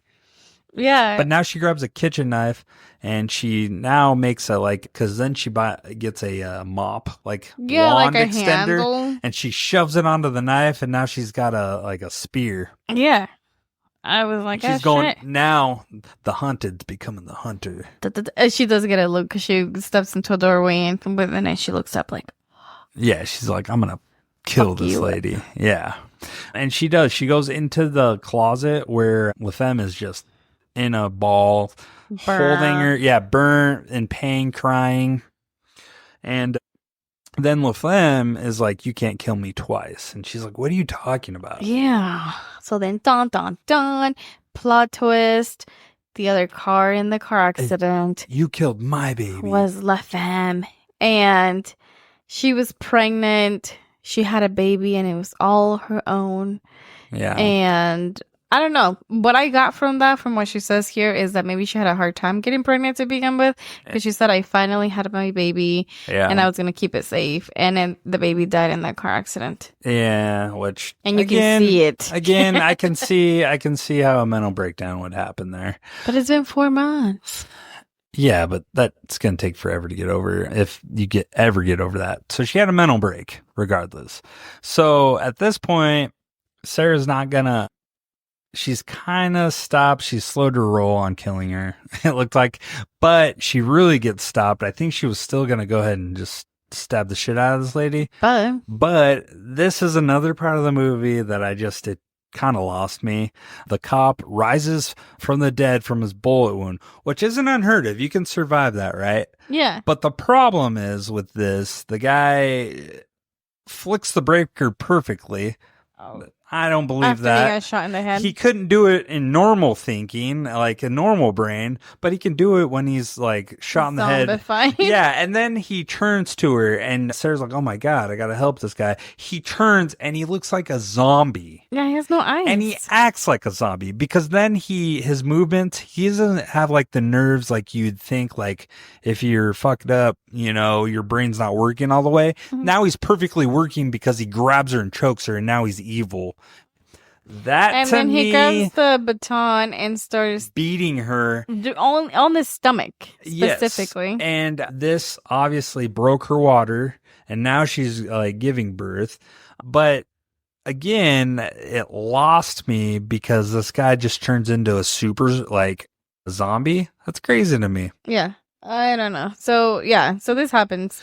But she ends up crawling up the stairs. She's giving birth. Well, no, La Femme saw this, that he's hit her in the stomach. So she steps in because she's being protective of the baby.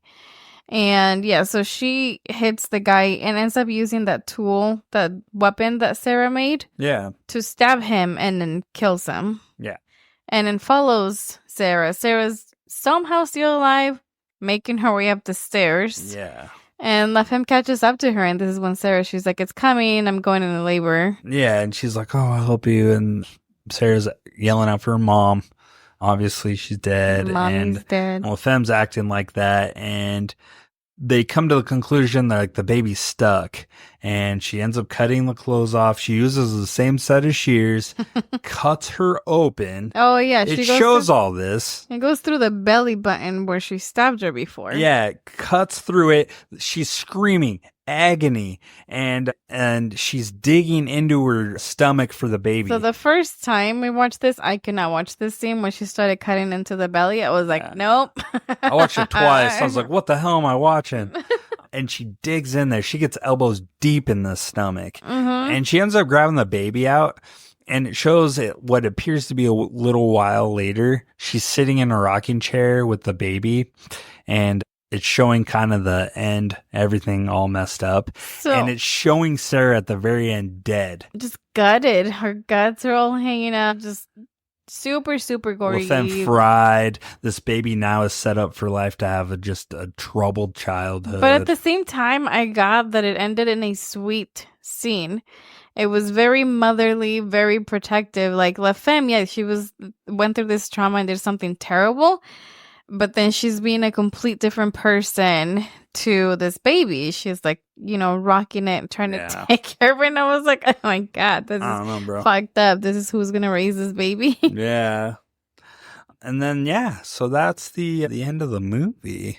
Ooh la la. Now, after this hardcore discussion, has your opinion changed on the movie, and how do you feel about it?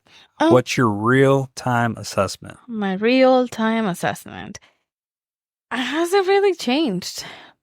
Like, how do you feel about it? You haven't given me a real answer yet. It's an okay movie. I didn't love it. You didn't like it? I think this one's a little too extreme for you. I don't think you like this kind of movie. To me, you like psychological, and this is more definitely slasher and not as much psychological. To me, I didn't see the psychological stuff. There was and then I think they didn't have a lot of lines, so there was not a lot of deep thinking, deep story going, other than there was a car accident and now this lady has lost her mind and she wants your baby now.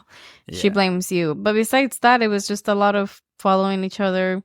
Pretty obvious. Stabbing, the killing. The killings were cool. Like, the practical effects were pretty fucking awesome. Yeah. Very realistic, like you said. Are you becoming more of a practical effects fan since dating me? Since dating you?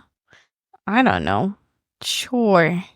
Sure, yes. I need a definitive answer. I'm going to be Vienna. Yeah, sure. I don't know. Sure. I don't know. If she ever listens to this episode, she's going to be like, you guys are fucking assholes and I'm never doing reviews again. Whatever. Nice. So what would you rate this movie? A 2. You give this movie a 2 out of 5? Yeah. Okay. And what was your favorite kill? Ooh, this had a lot of kills. Not the mom. Not Pierre. Not probably Sarah. That was your favorite kill? Yeah, they gutted her, man. My favorite kill was the cop getting his head blown off. Oh. That was so extreme. But I also like the cat getting its head crushed. That was pretty cool. Pretty cool effects. I'm a fan of this guy. He is really good. So, okay. Are you gonna Dave Shearer. Are you gonna go look for more movies that he's been part of? I don't know. I think they'll be part of our as this horror cinema obsession goes. I think we're gonna see him down the road eventually. Okay. So, what do you rate this movie? I'm gonna give this movie, for the genre and for what it is, I'm going to give it a 3. Oh, shit. Yeah. Actually, Boom, boom. no. You know Oh. what? I'm Oh going my to give God. it a 3.5. Oh, my God. Slow, but once it goes, man, it is gory and crazy. So I give it a 3.5. Okay. I convinced myself throughout the movie. You just convince yourself right now. Yeah.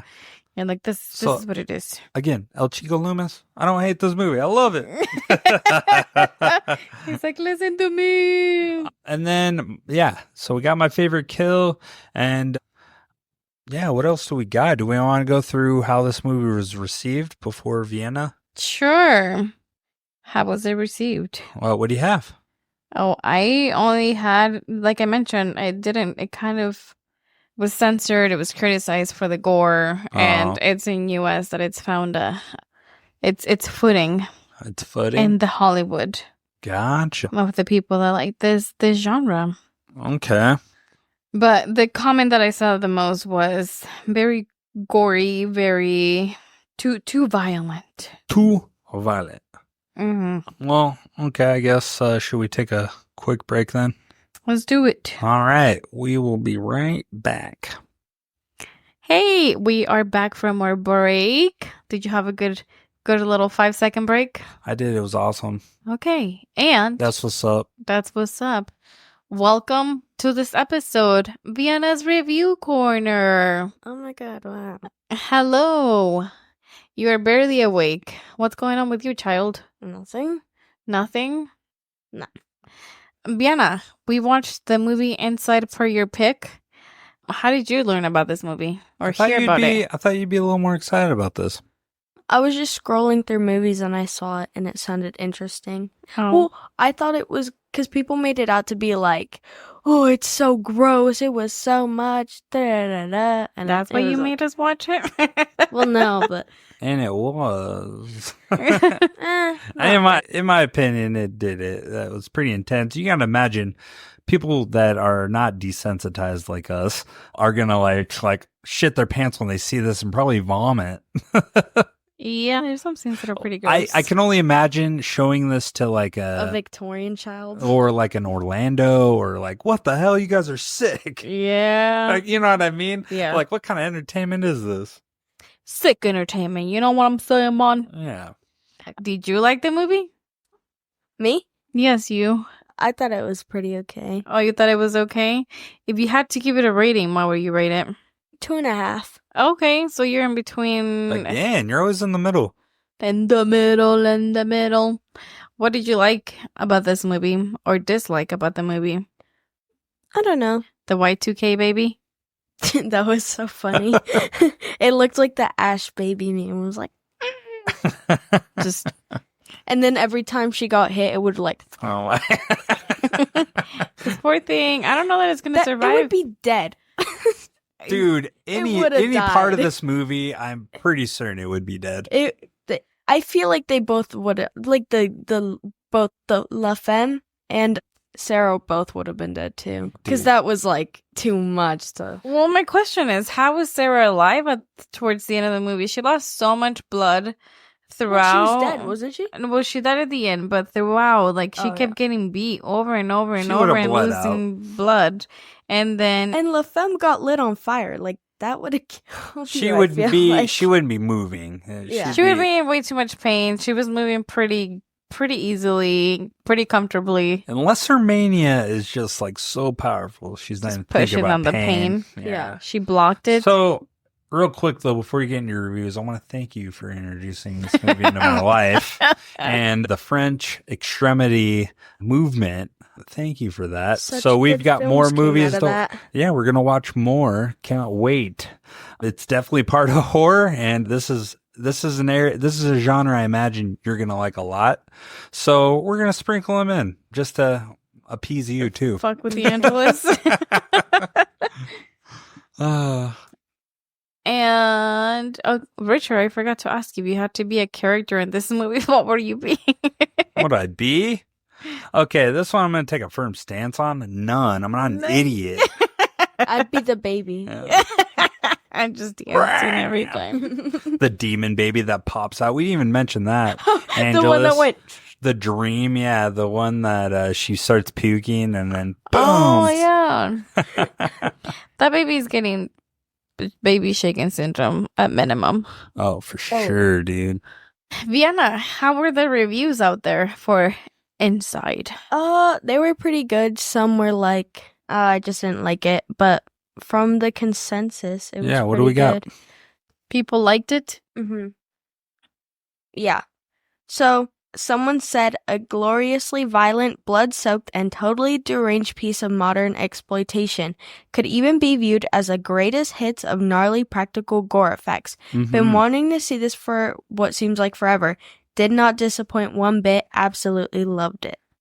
I agree. Okay. Someone said, nothing like a forced C-section to get in the mood for Christmas. Hey, I agree on that one too. That got me in the Christmas spirit. Yeah. My heart grew. Like the Grinch, but like the opposite. It shrunk or grew? It grew. Grew. 2 sizes too big. That's weird, big. man. We need to talk. I've got an enlarged heart now. It's going to explode. Yeah, We need it's to talk. popping out of his chest right now. I know you guys can't see it, but It's like E.T. It's red. It's glowing. we're going to urgent care after this. Again. Oh my God. Someone said, this is still my favorite film to come out of the new French extremity movement. It's so messed up and bloody. I just can't help but love it. Minus half of a star for the shitty CGI baby. Oh, Dude, was my favorite seriously? part. Really? That fucked It the wa- whole thing up. No, I just liked it because it was funny. It was bad. That was terrible. That was like if you were to put this movie on the Sci-Fi Channel, they would do that cheesiness. Have you ever watched a sci-fi movie? Maybe. Yeah, they're terrible. Someone said, my Christmas season feels incomplete without a viewing of this blood-drenched, Yeah. festive feel-bad classic. I'll watch it every year. I'm like, gather around, That and, Maria. Maria, perfecto. I got a movie we can watch every year. The Day of the Beast. The both of those. The what? The Day of the Beast or whatever. Oh my That one's God. new. Le Day of Bestia. Dia de la Bestia. Someone said, this is one of those films without a single moment of downtime. No time to breathe, just unending chaos. Like 5 instances just made my friend and I look at each other. No words necessary. Yeah, middle end. Mm-hmm. And then someone said, a genuine masterpiece of modern horror and a holiday horror film to boot.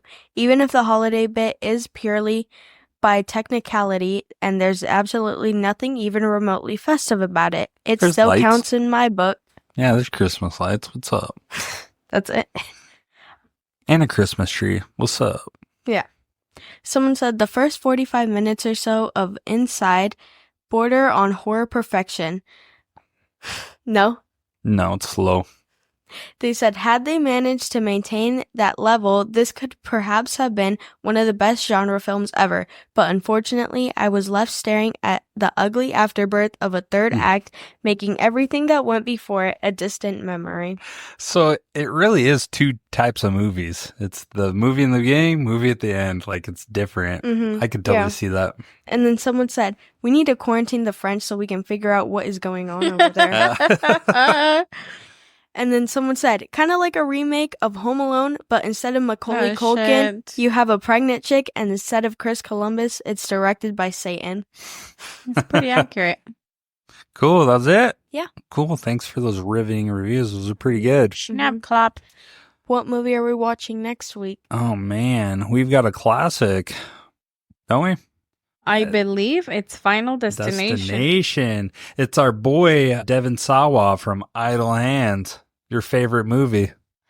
Who's Idle Hands? You talk about it all the time. I don't talk about it all the time. You bring it up. When Final I first met Destination. you, you've brought up Idle Hands when I'm like, oh, I like horror. Ever since then, you're like, Idle Hands, Idle Hands, It's Idle Hands. funny. You're like that one time in Idle Hands, I'm like, Jesus, like- I've seen this movie twice. You have? It's like, Yeah. No, I've watched it a handful of times.